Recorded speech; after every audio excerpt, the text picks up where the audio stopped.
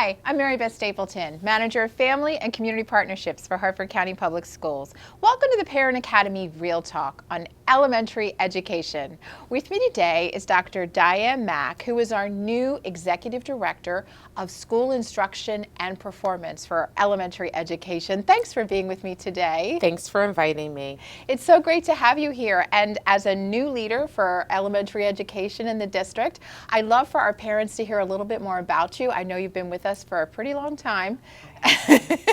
So we just would love to hear a little bit about your background. Well, first, Mary Beth, I am a product of Harford County Public Schools myself. I was born in Baltimore, but came to Harford County very soon after that and went to Riverside Elementary School, Magnolia Elementary, and graduated from Joppatown High School. Wow. Yes. Homegrown girl. Homegrown. Love So that is something that is really important to me. I did go off to college to Lincoln University, which is a historically black college in Pennsylvania, and then got my master's degree from Loyola and my doctorate from Walden University. Wow. And so that is kind of how I got here. I did begin teaching at Prospect Mill, so I started my career as a panda. And then I moved on to work out of the equity office for a few years and then got my first assistant principal assignment at North Harford, where I was an Eagle. Wow. I stayed there for about 2 years, and then I went to Homestead Wakefield, where I was a Wildcat for 7 years. And then I landed my first principalship as a Bulldog at Bel Air Elementary School, where I also served for 7 years. Well, I'm just so impressed you remembered all those mascots. That's something else. Very good. Well, that's a long time with us, and thank you for your service for our children. We appreciate that, and I know you were quite the esteemed leader at Bel Air Elementary for sure. And so with that and that experience that you've had over the years, we really want to talk to parents of elementary school students, and especially welcome our new K parents. We're so glad to have you. Thinking about parent engagement, what does that look like in your view as a leader? What do you tell your school-based principals, administrators, and your staff? What is your expectation for our staff to engage with parents? Well, first, Mary Beth, I think we definitely have a commitment to create an environment of belonging.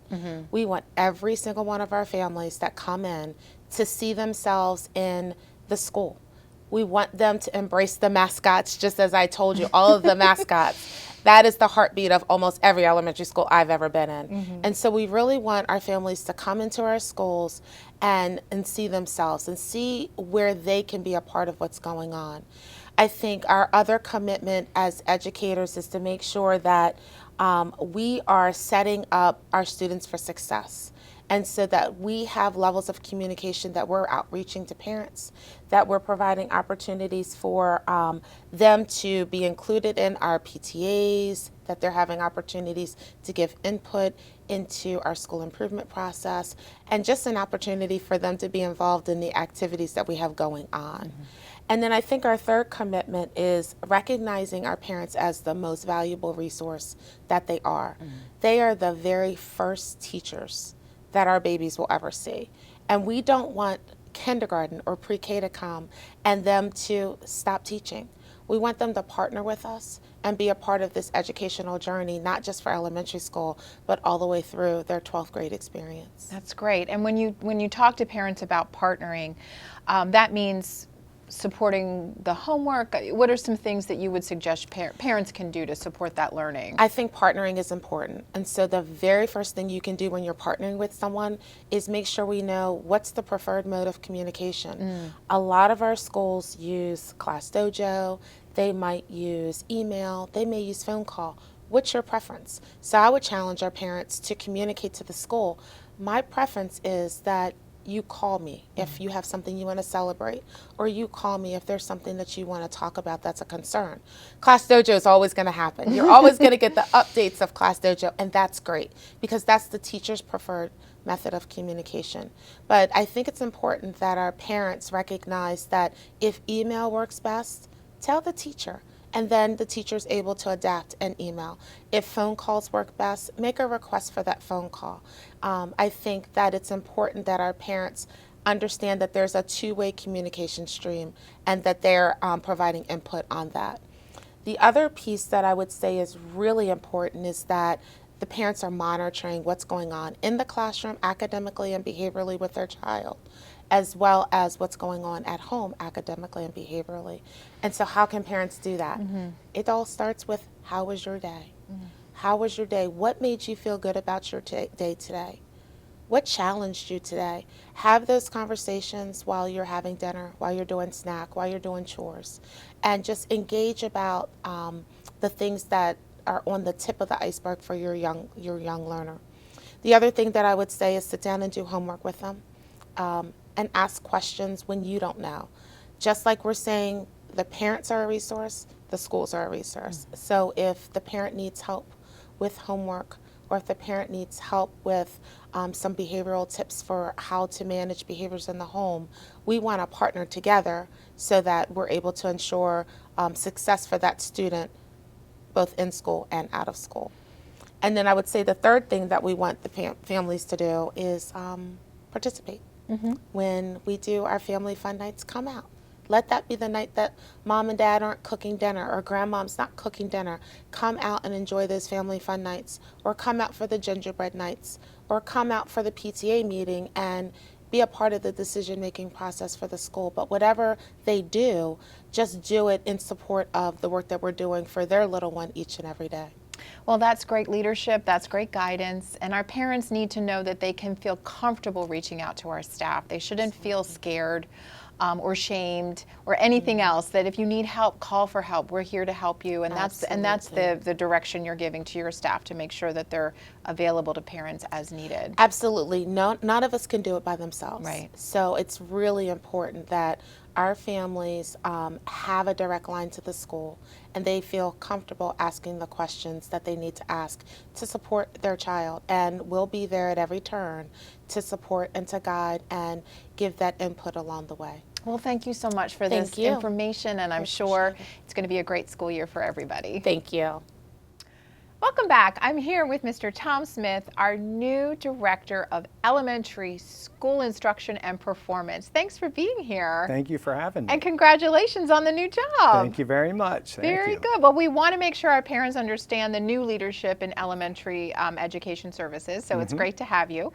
So if you could share for parents your background with Harford County Public Schools. Sure. This is my 29th year in Harford County Public Schools. I spent 8 at Fountain Green Elementary School the year after Fountain Green opened up. I started there, and then I transferred to being assistant principal at Meadowvale Elementary in Havre de Grace.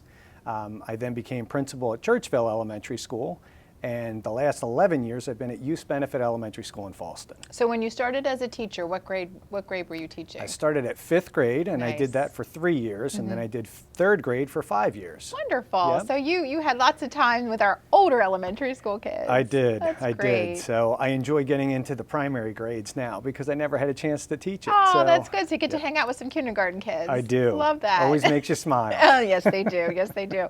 And those kindergarten teachers, the energy they have, I don't know. Yes. They must be tired at the end of the day. Well, thinking about our classrooms and our teachers, I know that your vision as a leader this year, along with Dr. Mack, is to really encourage some Learn With Me events, right? And so we want to take this time to share with parents that we really are interested in getting, especially post-COVID, our parents back into the classroom to see instruction and experience instruction. So could you share for parents what the expectation is this year that you've set for your staff around Learn With Me? Absolutely, and parental engagement is essential for student success. So in order to have that, we want to make sure that parents feel invited, they feel welcomed into the classroom. And one way that we're going to accomplish that is by having our Learn With Me events. Dr. Constantino has talked about creating a culture that engages all families. And that's his first principle when he talks about that in his book about family engagement.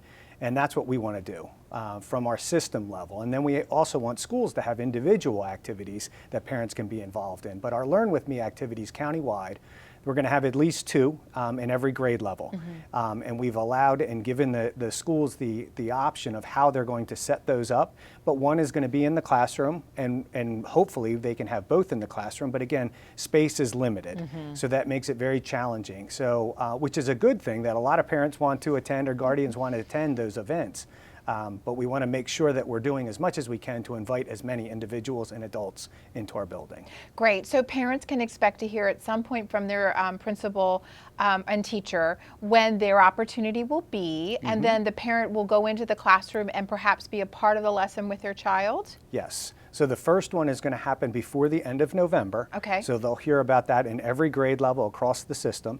And then the second one will happen after winter break, and they'll hear about that. But yes, we would like them to actually have a chance to get into the classroom, to see the learning environment. And as I said, space sometimes can get difficult because we don't have enough of it. Right. But we do want our parents to experience that. So our schools are going to set that up differently, whether they have half the class in there at one time and half the class in a different location, and then they rotate. But it's going to look different at different schools because we gave them that autonomy. Great. To create So, it. so a parent might experience, for example, a reading lesson or a science lesson or a history lesson. It just depends on social science lesson. Correct. I know the right words now, but they'll experience some of those different contents, perhaps. Absolutely. Okay. Yep. And experience the actual learning going on.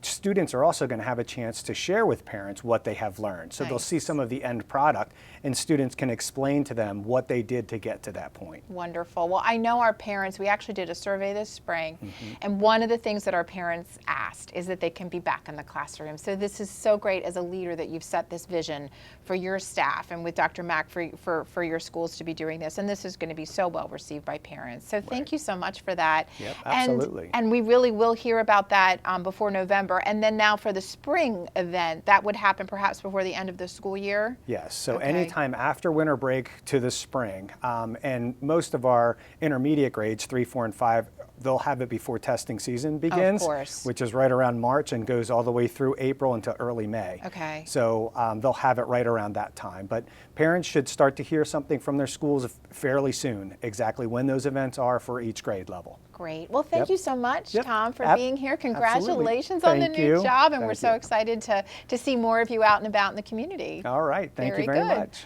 Well, thank you, parents, for joining us, and we'll see you next time.